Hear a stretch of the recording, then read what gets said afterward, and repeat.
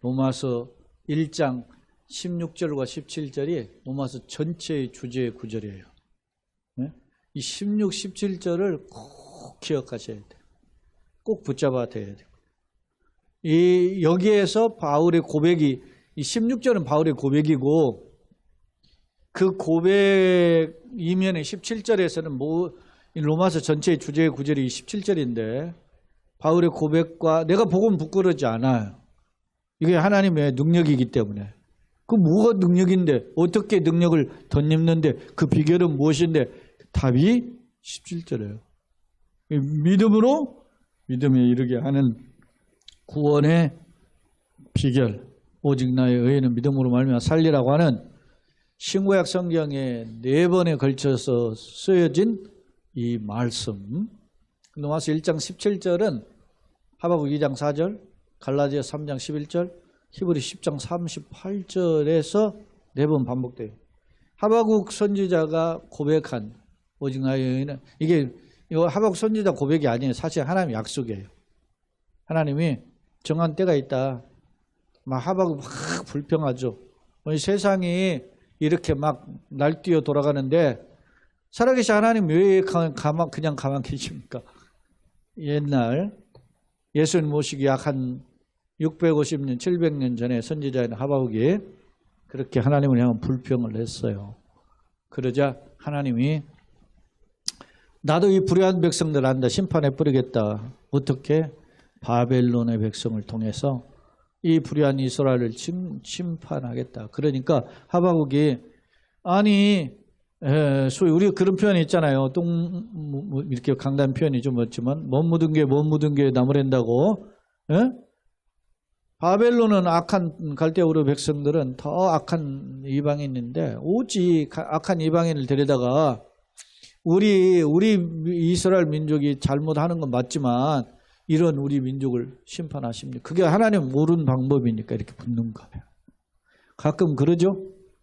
하나님 정말 착하고 선하게 사는 사람들이 있는데 그 사람들은 어렵고 힘들게 살고 그를 등쳐먹고 하는 놈들은 잘 되고 이런 거. 그게 옳은 방법입니까? 로마서 1장 16, 17절은 너무 중요한 구절이에요. 그래서 이 짧은 구절인데 제가 오늘 그 많은 구절을 살피지 않고 이 구절만 살펴보고자 합니다. 서로는 부분 함께 같이 읽겠습니다. 바울은 로마를 방문하기 위해 여러 차례 계획했으나 길이 막혀 가지 못했는데 이처럼 간절했던 까닭은 복음의 빚진 자로서 어떻게든지 로마의 복음을 전하고자 했음을 알 수 있다. 이게 지난 시간에 바울이 로마를 가고자 여러 번 방문 계획을 했는데 못 갔어요. 그래서 못 가니까 가지 못하는 환경이 여러 번 반복되니까 편지로라도 보낸 게 로마서예요. 감사하잖아요. 그죠? 만약에 갔어 봐요. 로마서가 써야지지 않았을 거 아닙니까? 이 보석 중에 보석인 로마서 성경이 없었다면 어떻게 하겠어요? 엄청난 거죠. 그 중에 로마서 8장은 소위 마틴 로이드 존스가 이야기하기를 보석 중에서도 다이아몬드라고 그랬어요. 로마서 8장은. 우리가 이 로마서는 너무 귀한 거예요. 그래서 제가 예전에 이 로마서 강해를 한 내용을 지금 2배로 늘려가지고 강해를 하고 있어요, 지금. 이 시간을. 제가 이거 다 설교 준비 다시 한 거 다, 이게. 그러니까 여러분, 어찌됐든 이 부분을 좀 창념하시길 바랍니다. 사람들은 많이 없는데 안타깝습니다. 자, 이는 구원의 대상에는 누구도 이방인 역시 포함돼요. 로마가 어떤 곳이에요? 이방의 중심 지역이죠. 그리고 그 로마의 다수는 누가 있습니까? 보시는 99.99999%가 그 이방인들이 로마에 있는 교회 기독교인들은 몇 명 없는 거예요, 지금. 그런 곳에서도 이 복음을 전하는 거예요. 그 이방인 역시 하나님의 구원 계획에 있다라고 하는 점을 강조해요. 자, 오늘 본문은 16, 17절인데 비교적 짧은 내용이지만 로마서 전체에 뭐요? 주제 구절이다. 예컨대 복음의 뭐요? 능력. 오늘 복음의 이 16절은 복음의 능력이고요. 17절은 이신칭이에요. 오늘 주제가 2개예요. 복음의 능력과 이신칭이. 그 복음의 능력과 구원받을 대상, 그리고 그 구원 얻는 뭐요? 비결은 뭐냐? 비밀이죠. 비결이면서 동시에 비밀입니다. 하나님의 구원 비밀을 결국 이신칭이라는 것을 함축적으로 요약하고 있다. 그러면 바울이 교훈했던 생명을 살리는 하나님 능력은 뭘까? 우리 내용을 한번 살펴보자는 겁니다. 자, 16절 내가 복음을 부끄러워하지 않은 뭐를? 복음이에요. 복음은 이미 다 설명했어요. 복음이 아까 뭐라 그랬죠? 1장 2절을 놓쳐서는 안 된다 그랬어요. 1장 2절 복음은 뭐야? 하나님의 아들에 관한 건데 하나님의 아들에 관해서 누구를 통해서? 선지자를 통해서 이미 예적부터 계시하신 계시가 소위 말하면 예언으로 주신 내용이에요. 그러면 하나님 아들에 대한 계시의 내용이 뭐냐? 두 가지로 요약할 수 있어요. 육체적, 혈통적으로는 다윗의 혈통을 가지고 오신 분이고, 그런데 다윗의 후손들은 많죠. 유대 다윗 왕족의 혈통을 가진 사람 많죠. 그러나 성결의 영으로 성령이죠. 성령의 능력으로는 어떻게 해요? 십자가에 죽고 부활하신 분이었단다. 일부는 오직 예수밖에 없어요. 그리고 다윗의 혈통이면서 이런 십자가에 죽고 부활하신 분은 누굽니까? 오직 예수님. 그분이 바로 복음이다. 하나님 아들이다 말이에요. 하나님 아들 이꼴 복음이라는 거죠. 복음이 뭐예요? 우리를 문자적으로 구원의 소식이죠. 요앙겔론이라고 하는 새 생명의 소식인데 그게 뭐냐? 자, 그 복음은 결국 누구다? 하나님의 아들에 관한 이야기다. 하나님이 우리를 구원하는 구세주를 보내준다 그랬어요. 근데 그 아들, 그게 누구다고? 하나님의 아들이라는 거예요. 하나님의 아들은 어떤 분으로 오신다? 육체로는 다윗의 혈통을 가지고 오고. 그러니까 여러분 놀라운 게 다윗이 예수님보다 1000년 전 사람이에요. 1000년 전. 다윗이 솔로몬의 아버지 아니에요? 근데 이 솔로몬의 아버지인 다윗이, 솔로몬은 아버지 재산 다 물려가지고서는 그 지혜롭고 뭐 하나님께 기도해가지고 그런 그 참 대단한 왕으로서 이 시편 두 개의 편 그리고 잠언 전도서라는 놀라운 성경을 기록했지만 이 솔로몬은 사실은 아버지에 비하면 한없이 소위 말하면 신앙적으로 보면 별 볼일 없는 거예요, 사실. 왜? 자기 때 애굽을 비롯한 여러 동서남북의 나라들의 여인들을 데려다가 우상숭배를 허용했던 왕이기 때문에 솔로몬은 은혜를 많이 받았지만 그 은혜에 갚지 못한 그런 왕이죠. 자, 이야기가 다른 각도 왔는데 그의 아버지 다윗이 뭐라고 했냐면 이런 고백을 했어요. 내 주께서 내 주에게 이르시기를 너의 원수를 내가 너의 발등상에 되게 하기까지 너는 내 우편에 앉았으라 그렇게 말을 했단 말입니다. 자, 내 주께서 내 주에게 말씀하셨다. 내 주가 내 주에게 내 주라는 분이 하나 있고 또 내 주라는 분에게 또 말씀했다. 그게 뭐냐면 내 주는 아버지 하나님을 가리켜요. 아버지 하나님께서 내 주, 또 다른 주 누구요? 아들 하나님이신에게. 그러니까 성부나 성자는 다윗의 입장에서는 뭐예요? 모두 주님이지. 그러니까 내 주께서 아버지 하나님의 아들 예수님에게 말씀하시기를 내가 아버지가 너의 원수 사탄이죠. 사탄의 원수를 너의 발등상은 발받침을 발등상이라고 그래요. 너의 발바닥 밑에 발받침이 되게 하기까지. 그러니까 네가 그가 원수가 내 발바닥이 있다는 것은 완전히 뭡니까? 묵사발 만드는 거죠. 그렇게 하기까지 너는 어떻게? 내 우편, 보좌의 우편에 앉아서라. 그렇게 했다. 그러면서 이 말씀을 이렇게 그런 고백을 했거든요. 다윗이 시편에. 그걸 예수님이 인용해요. 이스라엘 민족이 메시아가 누구의 자손으로 온다는 거 알고 있어요? 다윗의 자손. 근데 예수님이 말씀해요. 이스라엘 민족한테, 백성들한테 예수님이 공생 사회가 하면서 야, 생각해봐라. 다윗이 말하기를 장차 오실 메시아를 뭐로 불렀다? 내 주로 불렀다. 뭐로 불렀어요? 내 주로 불렀잖아요. 그러니 어찌 그의 자손이 되겠느냐 반문한 거야.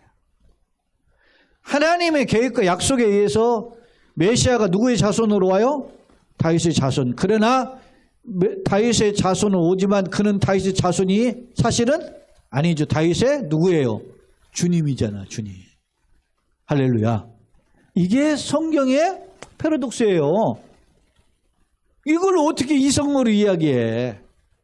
그러니까 이런 성경의 역사를 성령의 뭐가 아니고는 감독이 아니고는 이걸 이해할 수 있지.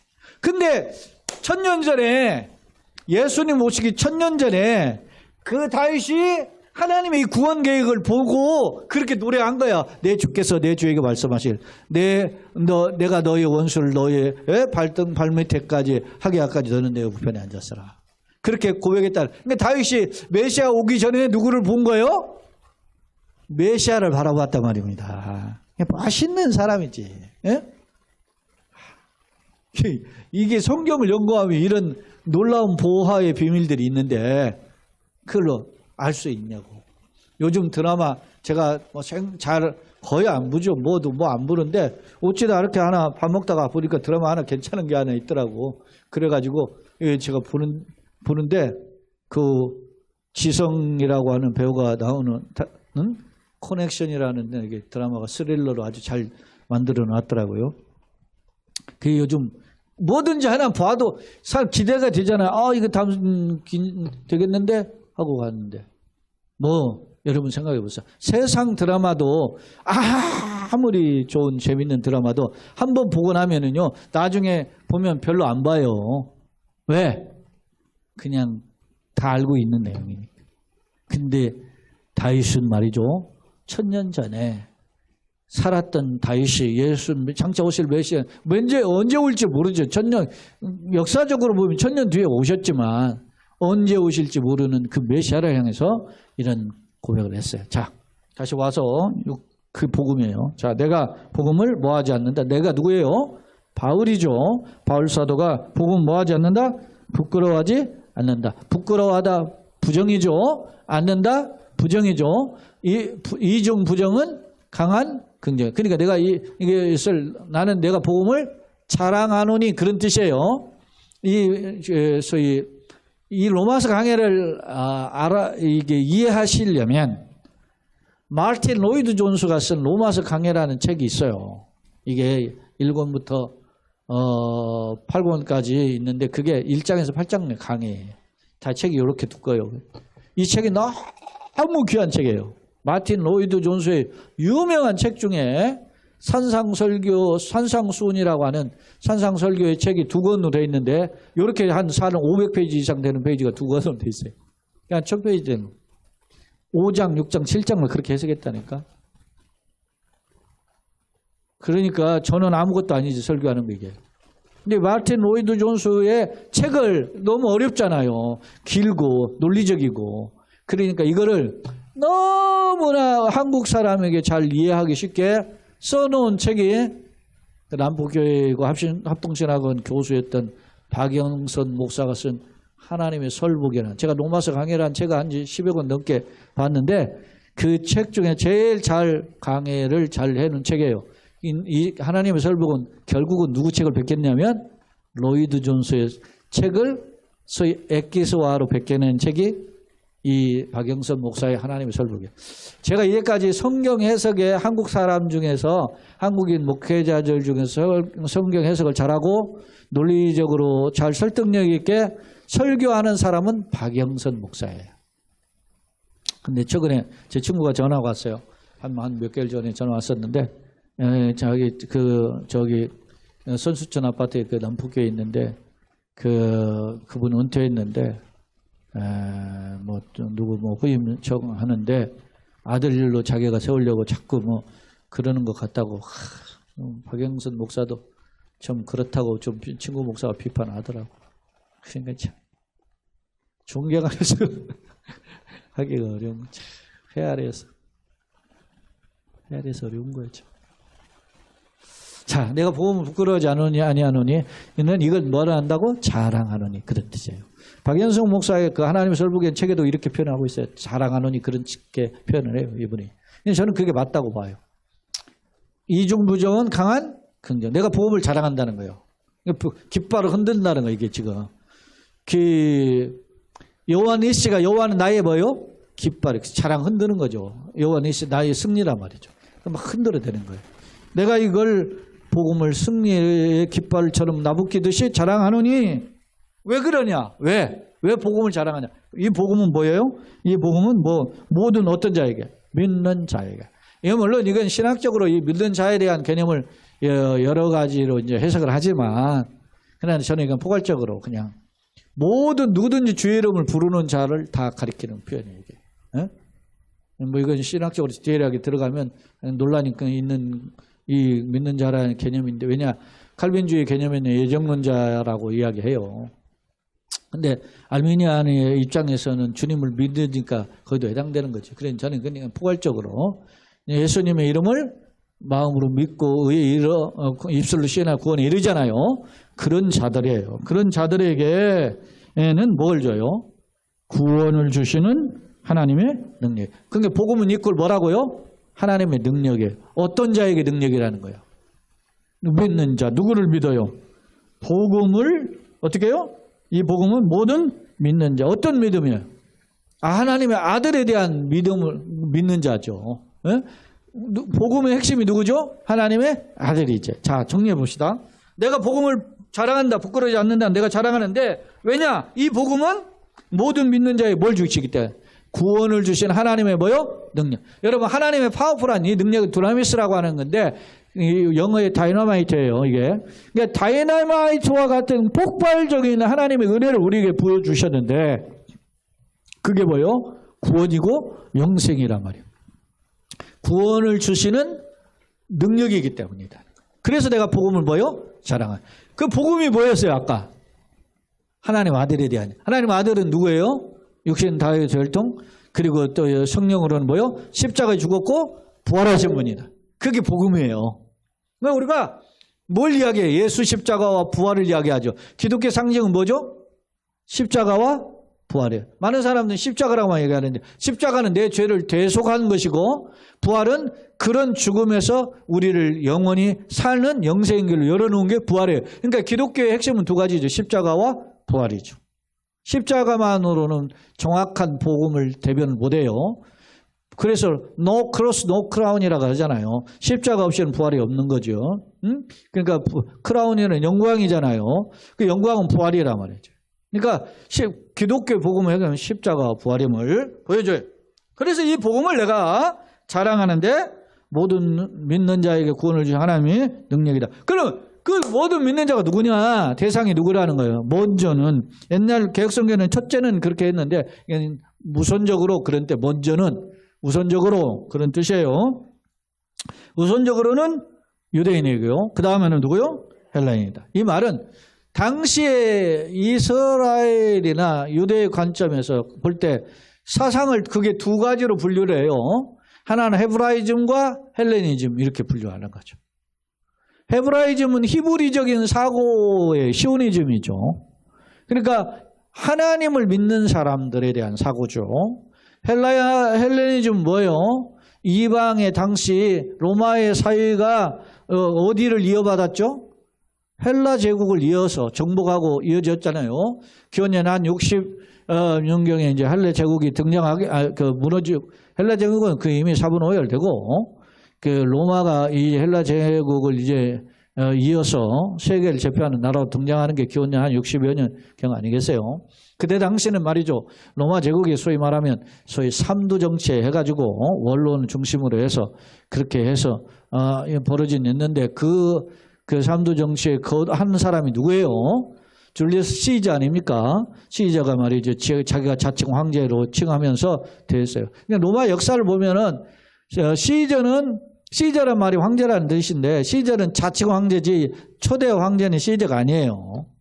옥타비아누스로부터 황대를 시작하는데, 어찌됐든 로마가 나라를 지배하고 있었지만 세계에 흐르는 사상사주는 누구다? 헬레니즘이에요. 그러니까 헬라라는 말은 헬라의 문화의 영향이 있었죠. 그러니까 이스라엘의 시각에서 볼 때는 자기는 하나님의 선택받은 백성이다, 유대인이고, 나머지는 이방인이죠. 이방인들을 가리키는 총칭의 표현이 헬라인입니다.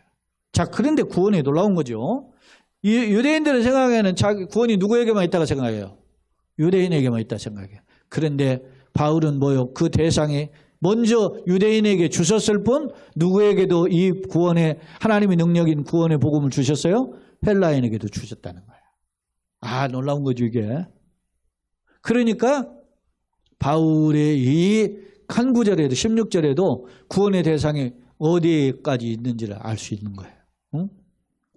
그러면서 16절의 의미는 그렇게 담겨져 있어요. 자, 그러면 복음에는 하나님의 의가, 자, 복음 중에 17절. 자, 복음에는 뭐가 있어요? 하나님의 의가. 그러니까 복음 이꼴 하나님의 의라는 거예요. 여러분, 하나님의 의를 소유해야 어디를 가요? 천국에 가죠. 근데 복음은 뭐라고? 하나님의 의인데, 하나님의 의가 뭘로? 나타난 거예요. 세상에 정말 모두 현저하게 보여주셨다는 거예요. 하나님의 의가 뭐냐 이거예요. 그러나 하나님의 의가 나타나가지고 그 하나님의 의를 소유하는 비결을 제시했는데 그게 뭐요? 믿음으로 말미암아. 믿음으로 이르게 한다는 거예요. 믿음에서 믿음으로 이르게 한다. 이걸 제가 NIV 성경에 보니까 처음 믿을 때부터 끝까지의 믿음 그렇게 표현하고 공동번역은 오직 믿음을 통해 이렇게 번역을 했더라고요. 근데 우리는 믿음으로 믿음에 이르게 하나니 개혁성경은 이렇게 번역을 했는데 NIV 성경에서는 처음부터 끝까지 믿음으로, 그러니까 초지일관의 믿음으로, 그러니까 믿음으로 믿음에 이르게 하는, 그러니까 시종일관, 초지일관, 처음부터 끝까지 예수를 믿는 거예요. 하나님 의를 믿는 거예요. 그래서 그걸 의를 얻어요. 그리고 이 공동번역에서는 오직 믿음으로 이렇게 번역을 했어요. 믿음으로 믿음에 이르게 하나니, 그러면 기록된 바는 옛 성경에 구약 성경에 기록되어 있다는 말이죠. 기록된 바 오직 의인은 믿음으로 말미암아 살리라. 자, 오직 의인은 믿음으로 말미암아 산다라는 말은 앞서 제가 하박국 2장 4절을 인용했죠. 하박국이 하나님 이 불의한 세상에 어떻게 이렇게 그냥 놔두십니까? 그러니까 내가 저 갈대아 사람들한테 심판해버리다. 그러니까 하박국이 또 의구심을 질문해요. 아니 갈대아어른은 우리보다 더 나쁜 놈들인데 그 더 나쁜 악을 가져다가 우리를 징계하는 것이 옳습니까? 그렇게 하니까 하나님이 두 번째 응답을 하셨는데, 야 봐라, 내가 정한 때가 있는데 그때 내가 심판해버릴 것이다. 근데 그때 모두 다 심판해버리는데 그때까지 어떻게 해요? 어떤 자만 살아요? 오직 믿음으로 말미암은 사람들만 산다. 세상 바라보지 말아라. 뭐 한 자만 산다? 오직 믿음으로 말미암은 자들만 산다. 그렇게 약속해 준 거예요. 그래서 그 약속을 붙잡고 하박국이 어떻게 해요? 기도할 마음이 생겨가지고 막 소위 말하면 업된 거죠. 성령의 막 그 놀라운 약속에 막 흥분된 거죠. 그래서 내가 뭐라고 했어요? 이제 내가 기도할 마음이 생겼습니다. 그러면서 하나님이 이 약속대로 빨리 이 수년 내에 이 약속을 이루고 주옵소서. 그래서 이 수년 내에 부흥케 하옵소서. 그렇게 성경은 기록되어 있어요. 그러면서 내가 무화과 나무가 없고 외양간에 송아지가 없고 밭에 소출이 없을지라도 나는 여호와로 인하여 즐거워하리. 왜 없겠어요? 밭에 수출 이런 게 없어요. 왜 없을까요? 전쟁이 일어나고 다 빼앗기는 거야. 그런 상황이 될지라도 나는 여호와로 인하여 즐거워하리라. 그게 하박국의 고백 아닙니까? 자, 이제 내용을 교재를 한번 정리해 보겠어요. 두 번째 화면은 봅시다. 자, 부끄러워하지 않는다. 이 중봉은 가장 강한 긍정이다 그랬어요. 복음을 전한다는 역설이에요. 자, 복음의 핵심인 십자가는 유대인들에게 왜 복음을 부끄러워했나요? 그럼 이유가 있을 거 아닙니까? 복음의 핵심이 뭐죠? 예수님이죠. 예수님이 뭐 했어요? 십자가에 죽으셨죠. 그러니까 복음의 핵심이 우리는 결국 아까 뭐라고 했어요? 십자가 부활했잖아요. 근데 이 십자가를 사람들이 보고 뭐 한다는 거예요? 부끄러워했어요. 누가 부끄러워했어요? 자, 유대인, 앞서 두 부류가 있었죠. 유대인과 누가? 이방인들, 헬라인들이 있었죠. 왜 부끄러워할까요? 자, 유대인들 경우 봅시다. 십자가는 뭐예요? 당시 사형? 형틀이에요. 형틀인데 십자가 뭘로 만들어졌죠? 나무예요. 근데 신명기에 보니까 나무에 매달린 자는 무슨 죽음이다? 저주받은 죽음이다. 다 죽어도 어디서 죽으면 안 돼? 나무에 매달려 죽으면 안 돼요. 근데 예수님이 죽어도 하필 어디서 매달려 죽었어요? 나무에 매달렸죠. 그러니까 유대인들에게는 그 십자가가 어떻게 해요? 부끄러운 거지. 거리끼는 것이죠. 응? 로마인들, 헬라인들의 대표가 누구예요? 로마인이죠. 로마인들이 볼 때 이 십자가는 당시 어떻게 해요? 제국의 반역자들을 처형하는 형틀이에요. 그러니까 반란을 일으킨다든지 아니면 다른 나라를 정복했는데 거기 항복하지 않는 놈들은 어디다 매달아요? 십자가. 그래서 이 로마에 관련된 옛날 그 영화들을 보면은요, 그 스파르타쿠스라든지 이런 영화도 보세요. 막 로마에 반역을 한 노예, 스파르타쿠스가 노예잖아요, 노예. 노예인데 말이지 반역을 일으켜가지고서나마 로마를 막 싸울 때마다 연전연승하잖아요. 그때 이제 뭡니까? 스파르타쿠스를 모두 제거하고 이제 포로 잡아오면서 그 당시에 반항했던 그 뭡니까? 노예들, 항복하지 않은 노예들을 어디다 매달라요? 십자가. 로마에 오는 길에 그 대로에다 전부 다 좌우사이드에다가 산채로 다 십자가에 묶는 거예요. 묶어서 그냥 한 3일 놔두면 죽어요, 그냥. 비극적으로, 비참하게 막. 떼양볕에 막 기진맥진에 죽죠. 어? 그게. 제가 그 대표적인 장군 이름 생각이 안 나요. 그 사람은 그렇게 하는 거죠. 어? 크라소스인가? 뭐 어찌됐든 하는 그게 십자가예요. 그러니까 로마인들은 생각에는 십자가는 어떤 거요? 비참한 죽음. 거기 아무리 죽어도 그런 죽음은 죽어서는 안 되는 죽음이에요. 그게 뭐예요? 십자가예요. 그러니까 십자가를 뭐 한다는, 십자가에 누군가 죽었다 그러면은 부끄러워했죠. 유대인이나 이방인이나. 그런데 바울은 그 십자가를 뭐 한다? 부끄러워하지 않는다. 난 자랑한다. 이거 세상 오늘날로 말하면 또라이예요, 또라이. 바울이. 어? 또라이가 아니고는 이렇게 할 수가 없어. 이게 뭐라는 것이죠. 어? 자, 하나님의 은은 뭐냐? 하나님의 은은 거룩이죠. 이게 여기만 하나님의 의가 나오는 게 아니에요. 자, 3장에서 이제 좀 더 이 하나님의 의에 대해서 설명을 해요. 그때 가서 자세히 설명을 할 텐데, 자, 여러분 우리가 예수를 믿으면 뭐가 되죠? 의인이 되죠. 의인이 됐다는 말은 뭘 소유했다는 거예요? 하나님의 의를 소유했다는 거죠. 그래서 우리가 뭐가 되는 거예요? 의인이 되는 거예요. 근데 이걸 당시 유대인들은 어떻게 의를 얻으려고 그랬어요? 율법을 지킴을 통해서. 그러나 율법으로 하나님의 의를 소유할 의인은 없나니 하나도 없지요. 그 3장에서 이야기하는 거예요. 자, 구원의 내용이에요. 자, 하나님은 거룩성, 구원의 조건, 즉 하나님 앞에 설 수 있는 근거. 이게 유명한 신학자 헤르만 미델부스라고 하는 사람이 하나님의 의는 뭐냐? 하나님 앞에 설 수 있는 근거다. 그런 거예요. 그러니까 하나님의 의를 소유해야만 하나님 앞에 서는 거죠. 구원받았다는 말입니다. 예. 그 여러분 유명한 이사야 선지자는 하나님 앞에 섰을 때 어떻게 해요? 화로 나나의 망하게 됐다. 내가 죄악정에 잉태했는데 태어났는데 영광중에 계신 하나님 난 죽었네. 그러죠. 그때 하나님의 천사가 서랍이 제단 숯불에 숯불을 가져다가 입술에 대가지고 죄가 너희 죄가 사해졌다 그랬잖아요. 그리고 하나님의 일꾼을 세우시잖아요. 하나님의 주권에 의해서 죄가 사해지는 것을 알 수 있어요. 그래서 이제 리더보스는 이런 표현을 한 겁니다. 그런데 하나님의 의는 행위가 아닌 오직 믿음을 통해서 얻는다. 근데 이 의를 오늘 본문에서 이미 로마서 1장 16장까지 있는데 이미 1장에서 주제 구절을 딱 던져놓은 거예요. 하나님이 내가 복음은 부끄러워하지 않은 하나님의 의가 나타났다. 그 나타났는데 그 의를 어떻게 소유하느냐? 믿음으로 믿음에 이르게 한다. 믿음 오직 나의 의는 뭐요?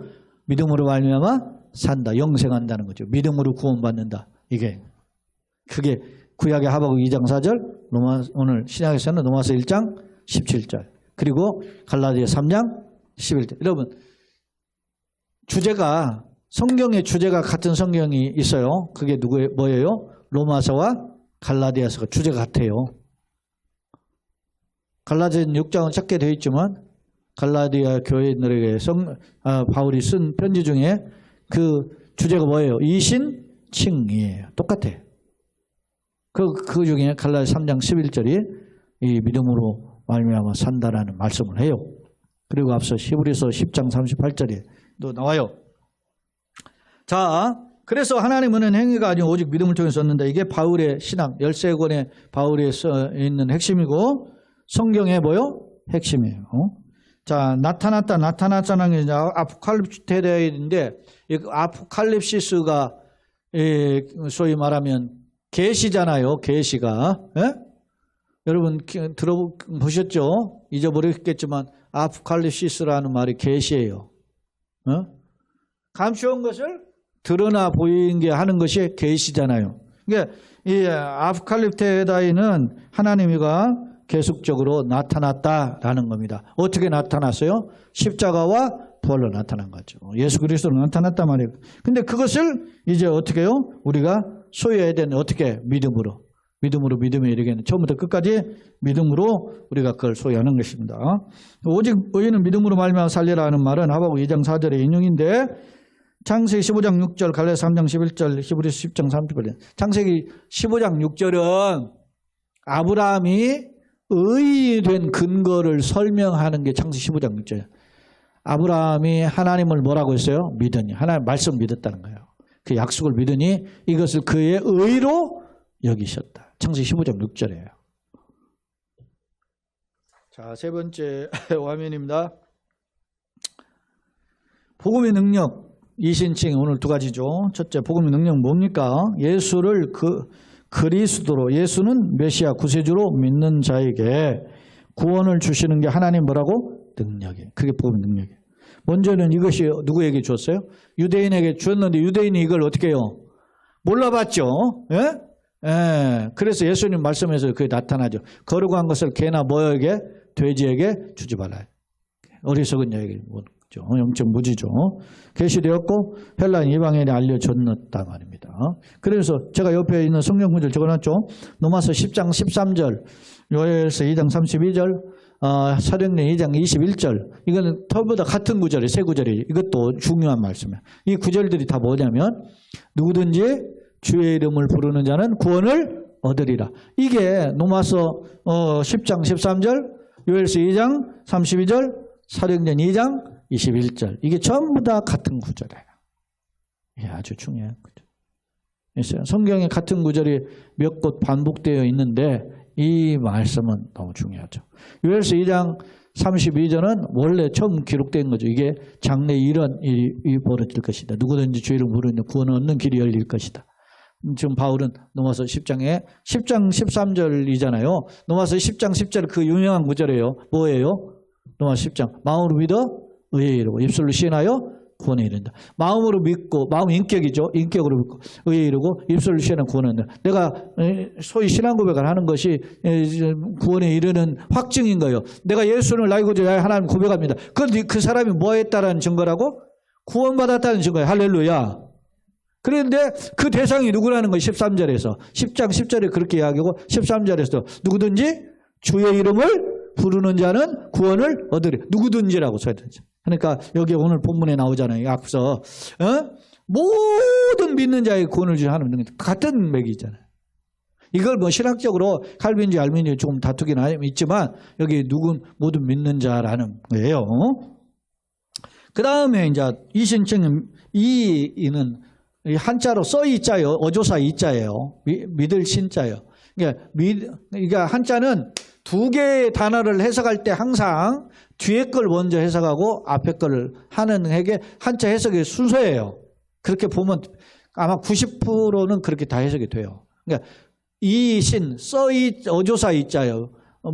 그러니까 써 이자라고 하죠. 이신 믿을 신자 믿음으로써 그라는 거죠. 믿음으로써 그런 칭의 일컬을 칭자 오를 의자 이신 득의라 얻을 덕자 오를 의자 칭의는 의롭다함을 일컬음 받는다 그런 뜻이고 얻을 덕자 득의는 의롭다함을 얻는다 그런 뜻. 이신칭 이신득이 이신득구 다 같은 말이에요. 이신득구는 구자는 뭐예요? 구원 구자죠. 구원함을 얻는다 그런 뜻이죠. 다 같은 의미입니다. 이신칭, 이신득이, 이신득구 다 같은 표현입니다. 자, 이신칭의 의미 믿음으로 의롭다함을 받는다는 뜻으로 이는 행함이 아니라 인간의 노력이라는 거죠. 노력이 아니라 복음 누구죠? 복음의 핵심이 누구죠? 예수님이죠. 예수님을 영접함으로 의인이 되. 예수님을 영접한다는 말이 뭐예요? 믿는다는 말인데 뭘 믿어요? 예수님의 나를 위해 십자가에 죽으시고 나를 위하여 부활하심을 믿습니다. 그게 복음의 핵심이에요. 의인이 됨. 이는 하나님이 정한 뭐요? 은혜예요. 이게 그러면 이걸 어떻게 이렇다고 할 수 있어요? 이건 내가 정한 게 아니고 누가 정한 거예요? 하나님 아버지가 만세전에 구원을 이렇게 계획을 하셨다. 이게 뭐라고요? 은혜 언약이라고 하는 거예요. 은혜 언약. 즉 이신청 이신득의는 기독교의 핵심 교리며 개혁주의 태동 출발점입니다. 개혁주의의 소위 말해서 4대 솔라가 있죠. 솔라 피데, 솔라 스크립투라마, 솔라 그라티아, 솔리레오, 글로리아 그렇게 표현하잖아요. 예? 혹자는 또 덧붙여서 솔라 지저스라고 해가지고 오직 예수를 이야기해요. 그러니까 오직 믿음, 오직 성경, 오직 은혜, 오직 하나님의 영광, 오직 뭐요? 예수. 이게 이제 소위 솔라라고 하는 5대 솔라라고도 하고 어떤 학자는 4대 솔라라고도 하는데 이게 바로 종교개혁, 개혁주의 태동이 종교개혁에서 시작이 됐잖아요. 종교개혁에서 이렇게 주장했어요. 그다음 그러면 율법하고 복음 뭐냐? 율법은 구약에서 주어지는 하나님의 모세오경 토라죠. 토라예요. 여러분요, 그 히브리 성경을 뭐라고 그랬나 그랬죠? 타나크라 그랬는데 타나크. 히브리 성경은 타나크인데 구약 성경이 우리 39권이죠. 히브리 성경은 24권이에요. 근데 이렇게 내용을 들여다보면 우리가 똑같이 39권 맞아요. 내용은 같은데 히브리어 성경의 분류법은 그 24권을 분류해요. 그게 타나크예요. 근데 우리는 39권을, 근데 여러분, 신학자들이, 구약학자들 특히, 우리가 신앙에는 원래 하나님이 주셨을 때 말씀을 기록한 게 그게 원본이죠. 원본인데. 지금 원본이 없어요. 뭐 하나도. 그러면 100개 적은 게 있어요. 그게 뭐예요? 사본이라고 하죠. 사본. 사본이 그 사본은 100개 적은 거고, 100개 적은 것을 이제는 각 나라 말로 번역했죠. 이걸 뭐라 그래요? 역본이라고 하죠. 그러니까 우리가 성경을 가지고 있는 건 역본이에요. 그러니까 엄밀히 말하면 그레이드가 제일 떨어지죠. 역본은. 원본이 제일 권위가 있고 그 다음에 100개 적은 사본이 그 다음에 권위가 있어요. 그런데 그래서 신학자들은 성경의 사본을 그러면 여러 사본이 있는데 제일 권위 있는 사본을 뭘로 하느냐? 마소라 사본을 해요. 이 마소라 학자들이 그 100개 적었다 해서 마소라 사본인데 이 마소라 사본이 뭐라고요? 24권으로 분류를 해요. 타나크가. 근데 놀라운 건 한국교회는 39권으로 분류하잖아요. 그러니까 이 39권 분류는 어떤 법을 따랐냐? 소위 셉투아진트라고 하는 헬라어 구약 성경, 헬라어 구약 성경이 있어요. 번역본인데 이게 구약의 헬라어 번역본인 소위 70인경이라고도 하고 셉투아진트라고도 해요. 그 성경을 따라서 이대로 분류를 한 거예요. 그걸 지금 미국 영어 성경이라든지 그 성경을 그렇게 다 분류했고 그 선교사들이 우리나라 그대로 가지고 돌아가지고 이 셉투아진트 분류법에 의해서 우리가 성경을 66권으로 하는 거예요. 엄밀히 말하면 구약 성경만큼만은 24권으로 분류법을 바꿀 필요가 있어요. 근데 만약 그렇게 바꾸면 어떻게 되세요? 난리가 나죠. 얼마나 복잡하겠어요. 그래서 안 바꾸는 거예요. 그러나 그런 분류법이 있다는 걸 잊어서는 안 돼요. 왜? 적어도 성경을 연구한다면. 그게 그 성경이 뭐냐면 타나크예요. 타나크인데 타나크는 세 개의 이름을 딴 거예요. 토라, 네빔, 케투빔이라고 하는 그것을 합친 거예요. 그 토라라는 것이 모세오경을 가리켜요. 율법이에요. 그러니까 지금 율법이라는 단어를 설명하다가 이게 장황해졌는데 그러면 율법과 복음, 예수님이죠. 예수님과의 관계는 뭐냐? 보세요.